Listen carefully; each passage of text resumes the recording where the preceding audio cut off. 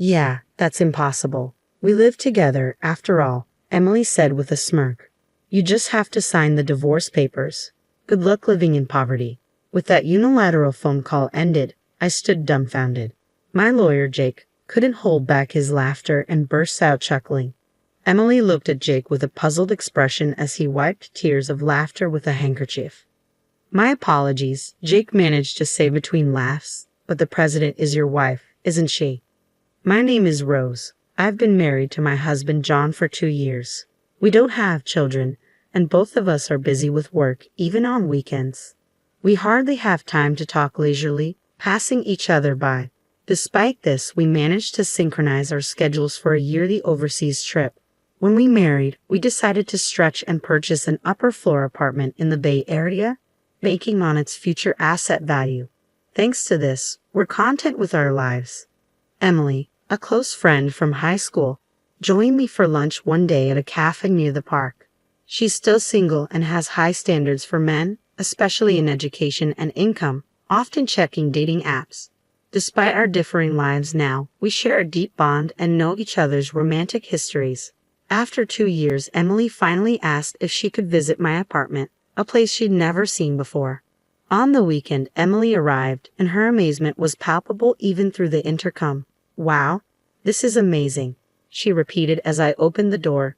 It's so huge, and that elevator ride took forever. I had chosen this large apartment as a once-in-a-lifetime purchase without any compromises, akin to a spacious detached house. It's truly beautiful, Emily remarked, admiring the high-floor penthouse and luxurious interior design. It must have been expensive. Yes, it's a $6 million apartment with excellent security, I replied. Emily's eyes widened in awe. Your husband must be very wealthy. Emily nodded, her expression thoughtful. Can I use your bathroom? She asked abruptly, leaving me momentarily puzzled in the living room. I directed Emily to the bathroom and started preparing tea in the kitchen. Concerned when she took longer than usual, I was just about to check on her when Emily returned.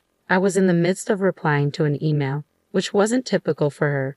A slight discomfort lingered as we enjoyed tea and the cookies Emily had brought. She asked if she could stay until evening, mentioning she wanted to say hi to John. It had been since our wedding that Emily had seen him, so her request seemed natural. I decided to check with John, who readily agreed. Looks like I'll finish work early, he replied in his email. I informed Emily it was fine and began preparing dinner. While I cooked, Emily fiddled with her smartphone before heading back to the bathroom. Unaware of the time passing, I eventually noticed her absence. When Emily returned, I noticed she was wearing a familiar necklace. On closer inspection, I realized it was mine. As I stared at the necklace, Emily flashed an embarrassed smile. How do I look? Does it suit me? She asked, striking a playful pose. Taken aback, I began to express my surprise, but Emily quickly laughed it off. Oh no, I'm just joking. I happened to find it and thought it was cute. It must be very expensive. She continued, almost childlike in her excuse. It's not only costly but also has a premium value. I couldn't help but mention, that's a gift from John. Emily sighed in admiration. Wow, that's impressive to be able to afford something like this. However, the necklace had been stored in our bedroom closet. It dawned on me that Emily, under the guise of using the bathroom, must have ventured into our bedroom and peeked into the closet. I couldn't believe such behavior, but chose not to criticize Emily, feeling it wasn't the right moment. I emphasized the necklace's importance, and seeing that I wasn't criticizing her, Emily started proposing something outrageous. Can I borrow this necklace for a while? I'm meeting a doctor I got to know through a dating app soon, and I want to wear it, she pleaded, clasping her hands together as if praying. Though I felt uneasy about refusing, I reluctantly agreed to lend it. Okay, but please take good care of it. As I said earlier, it's a gift from John. As soon as Emily knew she could borrow it, she started smiling and gently caressing the necklace. It seemed my words didn't quite get through to her. After finishing some preliminary cooking preparations, I pretended to go to the bathroom but actually went to check the bedroom. As expected, the closet and bedside chests weren't properly closed. Emily must have opened every drawer and door. There were fingerprints on my jewelry, watches, and precious metals. Emily had touched them, but apparently borrowing them didn't cross her mind. Some shoes looked like they had been forcibly worn, their heels deformed. This was clearly going too far. I returned to the living room and confronted Emily. You touched various things in the bedroom, didn't you? The shoes are deformed, and there are fingerprints on the watch. Instead of becoming contrite, Emily puffed her cheeks slightly. Please stop going through my stuff, she replied, returning to her usual expression and apologizing with a sorry. Not wanting to damage our friendship over this, I decided to let it go with a light laugh. Just then, John arrived home, holding a box of cake. It was the first time John and Emily had met since our wedding.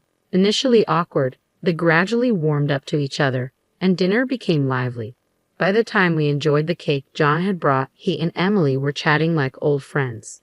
While I cleared the dishes and washed up, they laughed together amiably. Isn't my boss terrible? I wish I had a boss like you, John said with a grin, his eyes crinkling at the corners. Ha ha ha, he chuckled. Emily's casual touches towards John bothered me, but I reasoned it was better than them being distant. Looking back, I realized I was naively thinking that way.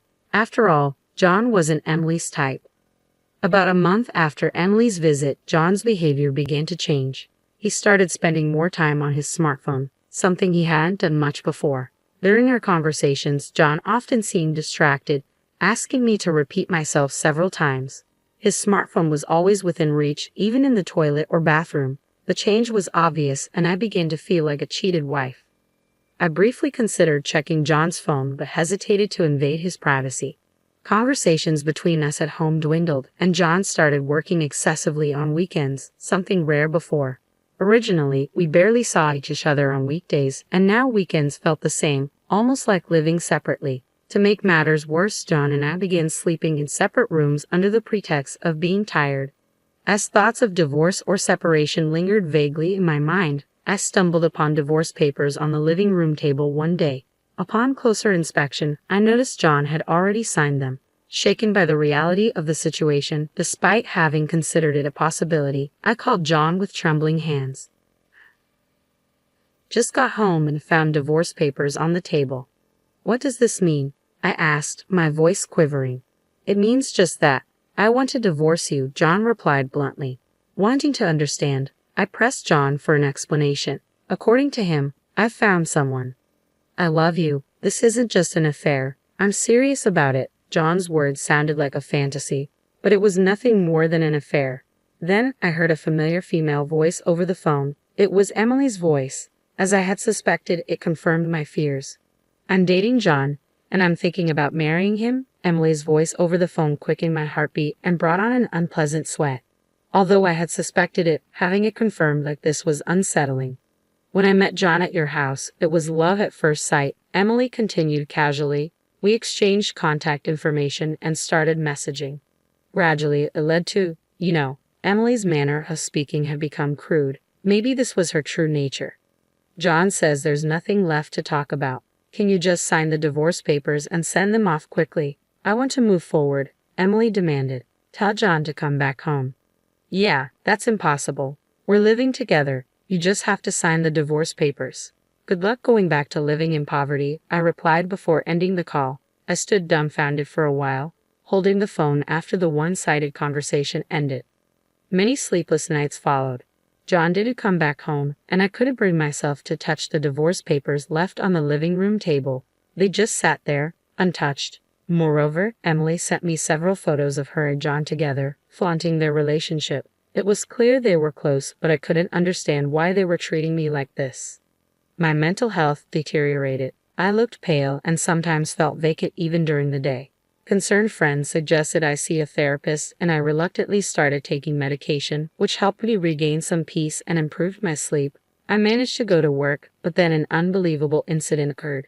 When I returned home from the hospital, something felt off inside the room. When I checked the bedroom closet, bags and jewelry were missing. The count of jewelry and watches in the chest was off too. There was only one person who could do this.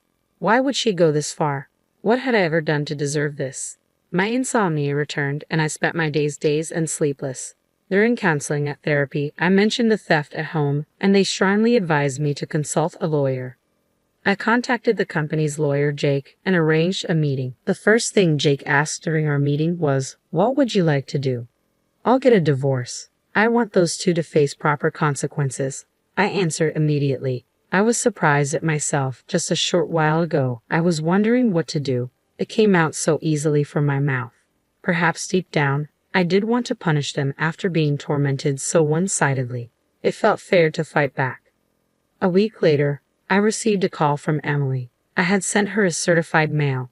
"Hey, what are you thinking? Sending a certified mail to my office?" Emily sounded furious, her voice filled with rage. "You should have expected at least this much for what you've done. Anyway, I've left everything to my lawyer now." I hung up the phone. Emily tried calling several times after that, but I ignored all her calls. Then, I received a call from John. I had sent a certified mail to his parents' home. Apparently, the affair had caused a huge uproar at his home. I wanted to laugh at his self-inflicted troubles but restrained myself. Not feeling satisfied with just leaving it to Jake, I decided to meet them. I wanted to confront them thoroughly. Jake arranged a meeting at his office a few days later. They reluctantly showed up at Jake's office. I expected them to bring their own lawyer, but they came alone. Emily burst through the office door roughly, John following, looking uncomfortable. "Finally, I get to meet you, you coward." Emily didn't hide her indignation, but John stepped forward to try and stop her. "Because of you always running away, our wedding keeps getting delayed." Emily seemed ready to throw her bag at me any moment, while John struggled to hold her back. I watched them with a pitiable feeling. Jake nodded at me slightly. "Please stay calm. Any violence or abusive language will result in immediate police notification." Emily stiffened at the mention of the police, and with Jake's intervention, both Emily and John calmed down and took their seats across the office table. The discussion began. "John, you were seeking a divorce, correct?" Jake started. Emily sat arrogantly while John slouched, looking diminished. "We agreed to the divorce. However, given the affair, we will claim damages. Do you have any objections?" John's face clouded over. "I'll agree to the divorce. Just don't contact us after paying the compensation." I quietly nodded in agreement. Emily looked displeased, perhaps expecting more resistance from me. As Jake started discussing the alimony amount, Emily snapped. "I said any amount is fine. We have more money than we know what to do with." She crossed her arms arrogantly. Jake looked at her with interest. "Oh yes, don't you know? John is the president of a jewelry company with an annual turnover of $67.6 million. John looked up, flustered, and tried to restrain Emily's arm. Her face flushed with excitement as she continued. "Damages for an affair are nothing to us. I'll even give you a fair share of the property." John desperately tried to calm Emily, but she shook off his hand and kept talking. "Your salary must be barely enough to live on, right?" Emily laughed. Jake couldn't contain his laughter and burst out laughing. Emily looked at Jake with a puzzled expression as he wiped tears with a handkerchief. "The president is actually this lady right here," Jake managed to say between laughs. Emily, unable to comprehend, gaped open-mouthed. John hung his head, his body trembling slightly. "John is just an employee without any title at the company. I am Rose's company's legal counsel," Jake asserted. Upon hearing this, Emily burst into laughter. "What are you talking about? Are you really a lawyer? Is it okay for lawyers to lie?" she taunted. Jake replied calmly, "Why not ask J.N. himself whether what I said is true or not?" J.N., meanwhile, was biting his lip, looking down. Emily, perhaps feeling uneasy, grabbed John's arms and started shaking him. "You said you were the president of a jewelry company with a turnover of $. Emily began, her grip tightening on John's arms as she became more frantic. "Answer me. It's not a lie, right?" In a faint, hoarse voice, J.N. whispered, "I'm sorry." The room fell into a deep silence at his admission. Emily's hands, which had been gripping John tightly, fell limply. "You said you were the president," Emily murmured to herself in disbelief. J.N.'s single apology plunged Emily into despair. Trembling, she stood up abruptly. "This is all a lie. There's no way you're the president," Emily accused me, pointing a finger. "Why didn't I know about this? After all, we shared everything. Just because we're best friends doesn't mean I share everything, especially with you. We're so obsessed with money." I replied calmly, meeting Emily's gaze directly without averting my eyes. Emily slumped down as if all her strength had left her. "Then what about that house?" she asked weakly. "Of course, the house is in my name, so John will be the one leaving," I stated firmly. Emily fell silent, and John kept his head in his hands. John probably didn't want to come here. He knew this would happen. I continued evenly. but not coming would have been worse. Whether he came or not, this was inevitable. Now, Jake interjected, let's begin to disclose the evidence. I had gathered the photos first, John and Emily together, the ones she had sent to my phone. Jake placed an IC recorder on the table and played the recorded conversation. Why would you send me something like this? I was just sharing a bit of our happiness with you. Emily's voice played through the recorder. John seemed to be holding back tears. Are you still clinging to him? I just want the divorce done quickly. I know what you're clinging to, John's income. He's the president of a jewelry company with a turnover of $67.6 million, right? You hid it because you thought I might take it, right? Emily's voice was laced with accusation. Emily, embarrassed, covered her face with her hands. Hurry up and divorce. Leave that tower, man. It'll soon be mine. Too bad J.N. didn't come back. I'll give you as much alimony as you want, you poor thing. Your aim was not John but his money. I'm speechless at how John was deceived by that. John looked down, tears staining his pants. Emily and John fell silent. Do you really think this is the end? What else could there be? Jake's calm demeanor brought a sense of relief. John looked surprised. It seemed he didn't know anything about it. Hey, what's this about stealing? John asked, confused. Emily bit her lower lip and trembled. No, it wasn't me. I don't know anything about it. Jake placed an iPad on the table and played a video. The footage showed Emily sneaking into the bedroom, taking bags, jewelry, and other expensive items, stuffing them into her bag. Emily stared wide-eyed at the video. What's this? Why did you film this? Isn't this an invasion of privacy? Emily protested. John covered his face with his hands and sighed. Our house has surveillance cameras installed. Why didn't you tell me that earlier? I never thought you'd come to steal. This foolish exchange is giving me a headache, I added, feeling exasperated. And you used my keys without permission. I wanted them. Besides, it's your fault for not buying them for me. The two started arguing, ignoring Jake and me, leaving us dumbfounded. Please save the argument for later. Regarding this theft, we will file a report with the police, Jake interjected calmly. The police? Isn't that a bit much? I just borrowed my friend's things. I never said anything about lending those items to you, I replied calmly. Besides, you're not a friend or anything like that, you were just a classmate. So, I will be filing a police report. Emily's attitude shifted to resignation.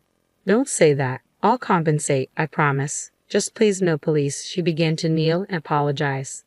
Looking down at Emily coldly, I stated, You're going to compensate. The items you stole are worth more than your annual salary. Are you sure you can handle that? Emily was speechless. And that's not even including the damages, I added. Emily turned to John pleadingly, tears in her voice. Hey, you'll pay for me, right? Even if you're not a president, you make money. John nodded silently. He can't pay for you. He's about to be fired, I said bluntly. John looked shocked and turned his face towards me. Indeed, John hasn't been to work since leaving the house. Plus, with this commotion, there have been complaints from his superiors. But what about the property division? I'll pay with that, Emily interjected. That's not possible, Jake interjected. Rose and John have a prenuptial agreement regarding their assets. You haven't heard anything from John, have you? He never told you the inconvenient truths. I looked at John with disdain. Jake placed the contract on the table. The contract states that if the marriage lasts less than 3 years, neither party is entitled to claim assets from the other. You are currently in the 2nd year of marriage. Emily tried to grab and tear up the document. That document is a notarized deed, so you should handle it carefully. Tampering with it could be criminal, Jake cautioned. John, looking defeated, muttered, But what about the debts? You have savings, right? Use that to pay, Emily urged John desperately. I don't have savings. It seems there are some debts from less reputable sources, John admitted, his voice heavy with resignation. Emily slumped her shoulders in defeat. Her previously glamorous demeanor had vanished. It was her own doing. She got what she deserved. I thought to myself, watching them both exhaustedly muttering, this wasn't supposed to happen, and what do we do now? Deciding to leave the rest to Jake, I stood up. Emily, money isn't something you steal from others. It's something you earn through effort. The divorce was finalized without issue. John's belongings were packed and sent back to his parents' home. John's parents repeatedly apologized and even sent a letter of apology. Emily was investigated by the police for illegal entry and theft. My filing of the police report led to an investigation, and Emily was arrested after admitting to her crimes. Half of the stolen items had been sold, but the rest were returned. Despite the severity, her expression of remorse and willingness to compensate suggested a suspended sentence. However, Emily had other crimes. She was found to have been stealing from men she met through a dating app. This led to a likely prison sentence. Emily's overreaction to the mention of the police and crime now made sense. John, unable to live in Emily's apartment, moved to an old apartment in the suburbs. He struggled to find work due to his unexplained absence and poor work attitude from his previous job, currently making ends meet with day labor. I continued to receive regular updates about their whereabouts from Jake. After the divorce, I focused more on work. Currently, I'm working on expanding our company's jewelry distribution to Europe. The idea came during a long vacation to Europe, a ritual to shake off the bad luck after my divorce. I had the opportunity to connect with the owner of a jewelry shop in France over wine. We hit it off, and he agreed to display my company's jewelry in his shop. The owner, perhaps understanding the pain in my heart for my divorce, is a wonderful man. To be honest, I've been focusing on sales in France because I wanted to see him. It might be mixing business with pleasure, but after all I've been through, I think I deserve this perk.